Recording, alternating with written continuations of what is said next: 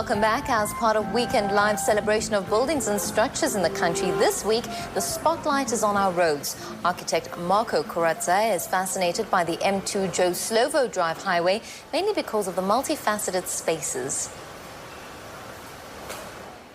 I chose this highway system because in Johannesburg, obviously, everyone knows there are a lot of highways in the city. And I think a lot of people, the majority of people in the city live in suburbia or suburban conditions. But I think highways, therefore, as a result, have become like integral parts of our infrastructure of our city.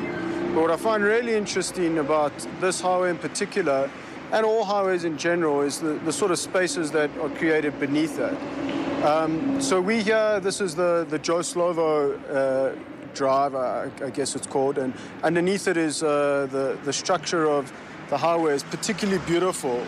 And I think what's really interesting is, like I was saying before, are the spaces that are created beneath, because they're quite pleasant, and as you can hear, you don't hear a lot of the highway traffic. I think particularly with this highway, what's really interesting and beautiful is the forms that the big piers create.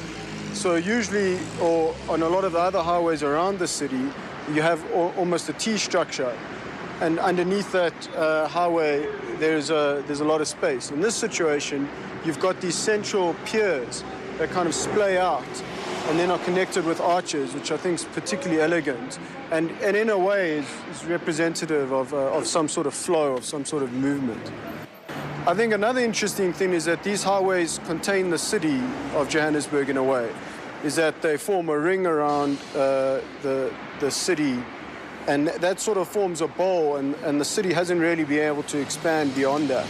So that's quite interesting in terms of that the city had to build taller buildings rather than building outwards. So these highways have created the sense that or the atmosphere that is like the inner city Joburg, which I think is great. The heights are quite large, so perfect for, like I was saying, public space or some other sort of public use. In this sort of situation, or on this side of the city, people are parking underneath the highway, which is a valid use for it, but I think it could be even better.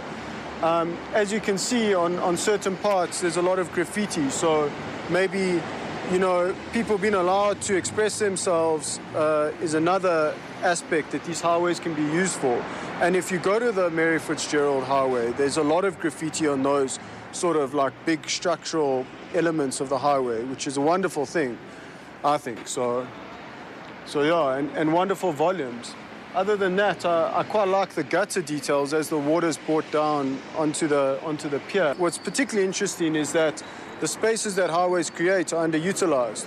So there's an opportunity for people to create better spaces, better public spaces, or maybe even if the council allowed it, spaces within these sort of volumes to be better utilized.